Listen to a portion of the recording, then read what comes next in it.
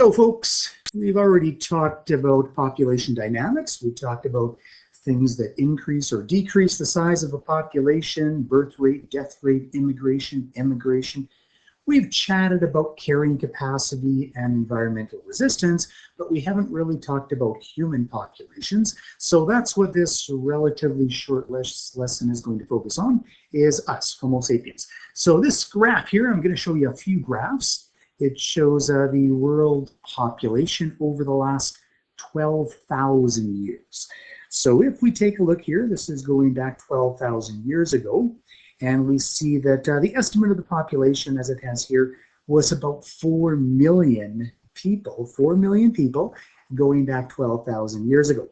And now, 2019 anyway, it has 7.7 billion people on the planet. And if we take a look at this curve, well, we can see that the huge increase, the steepness of the curve, where it has really all taken place is over the last couple hundred years, where we've got into the billions of people on the planet. So this is kind of significant right around here, though. This was the beginning of the agricultural revolution. So the beginning of agriculture and animal husbandry. This is when it all kind of started, was about 12,000 years ago. So the human bottleneck, this graph here, it takes us back a little bit further. So we see some similar information. We also see a projection, many different projections in terms of what's going to happen in the future for the human population. So this is one particular model that says that around 2050, we will peak at around 9 or 10 billion. And then it does so show kind of a flattening off of the curve here and stabilizing. Others think that maybe it's going to go considerably higher, and if things do continue the way that they have over the last couple hundred years, then we might expect, well, of course, more of an increase, as this picture at the top shows, the curve at the top does show.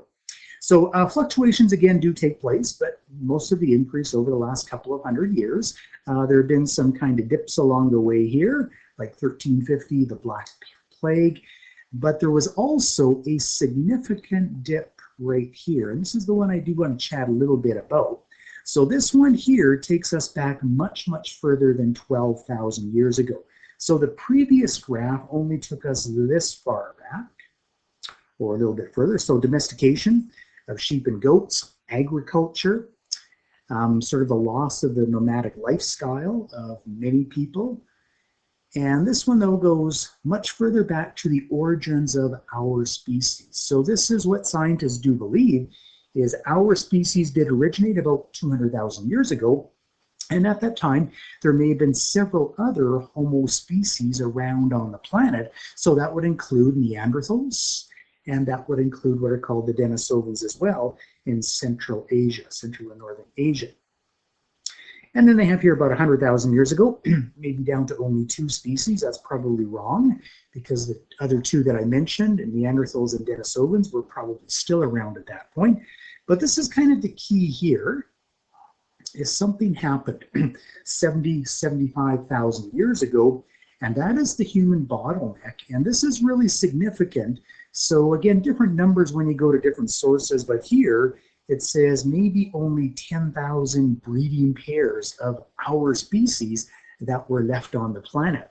And that is a very low number. And they do think that that is why within our species, our genetic variation, it's incredibly low compared to many other natural populations, because our numbers went down to such a low number, perhaps 10,000 breeding pairs, about 70,000 years ago.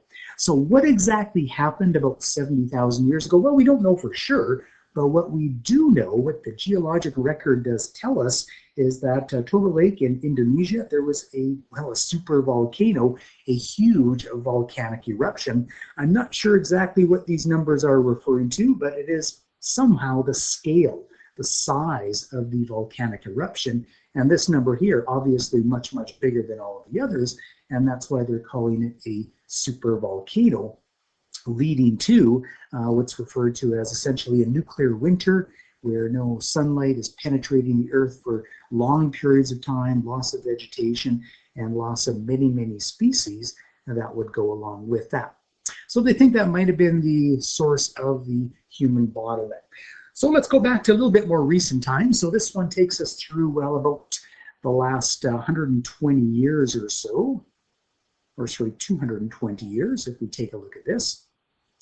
And what it's focusing on here are 6 of the most populated countries in the world. So China, India, United States, Indonesia, Brazil, and Nigeria, very, very highly populated countries. And what we do see, again, is huge increases over the last 200 years.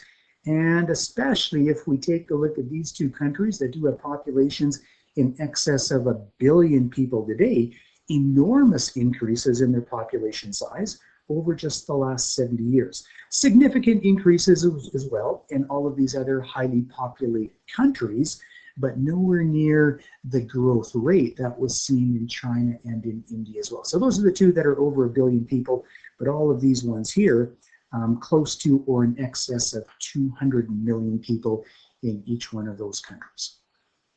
Probably the most important part of this entire presentation is for you to be able to understand these age pyramids, or what are referred to as histograms. So it shows the distribution of ages within a given population, and it also separates it by male and female. So this is Canada in 2019. Population of Canada, just over 37 million people in 2019. So on this graph here, blue is males, pink is the females, and what we have it going up to is 100 years plus, obviously not too many. So we can see that for both males and females within the Canadian population, the most common age group is between 55 and 59. Many other ones that are fairly close to that as well, but it's the particular shape of this histogram that we are interested in. If we take a look at this graph here, it's almost impossible to see the years at the bottom, but what we can see is that the Canadian population is increasing, but it's increasing fairly slow. So it's a fairly steady, slow increase in the size of the population. So we'll just kind of put this down as steady, not really too much of a change in the Canadian population. And we get that from the shape of this histogram, which is kind of ignoring some of the data at the top, which is for the very, very elderly, where of course it is going to be tapering off. We're simply not going to have a huge number of people that are in the plus 90 age categories like we kind of see here. So that's why those for sure are tapering off. So for both the males and females. But if we take a look at the rest of it, it's essentially, well, a rectangle that we're taking a look at. And that's the indication that there's not much change to the population, and it's kind of holding steady for the most part, or we see a fairly slow increase in the size of the population. So we'll take a look at 4 other ones here. And again, we're really just kind of interested in the shape of the histogram. So Nigeria, we saw that it's one of the most rapidly increasing countries in terms of the population size, and it's one of the most populated countries in the world. So yeah, 2019, they have surpassed 200 million people. And what this shows us here, the shape of this pyramid shape, it means that there's a very, very young population that are either in reproductive age or they're going to be reaching reproductive age very, very soon. So what that means is that this population is a population that we predict is going to be increasing, and that's exactly what we see here, the current trend and into the future as well. Increasing size of the population. The opposite is what we see with Japan. So Japan's population, fairly significant as well, 127-ish million, but their population numbers are going down, as we can see, and this is the prediction as well. This is going into the future. The prediction is that their population numbers are going down. So now if we take a look at this pyramid, and again, we can usually kind of ignore most of them at the top here. This is the pattern that we see with all of them, is there will be fewer and fewer people as you get up above the age of about 80. But for this one here, it's kind of the inverted pyramid. So this is an indication that that population is decreasing. If we take a look at Sweden, not nearly as populated as some of the other countries that we're taking a look at, this is more along the lines of Canada. So same sort of thing.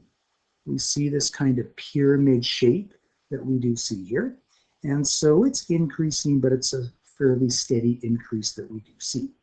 Brazil, very, very populous country, high numbers. But if we take a look at this, the prediction is, and what we see is that it's not quite as dramatic as with the Japan numbers and with the histogram. It's not quite as much of an inverted pyramid, but definitely there are fewer that we do find within the youngest age category, and eventually they're going to be becoming older and reaching reproductive age.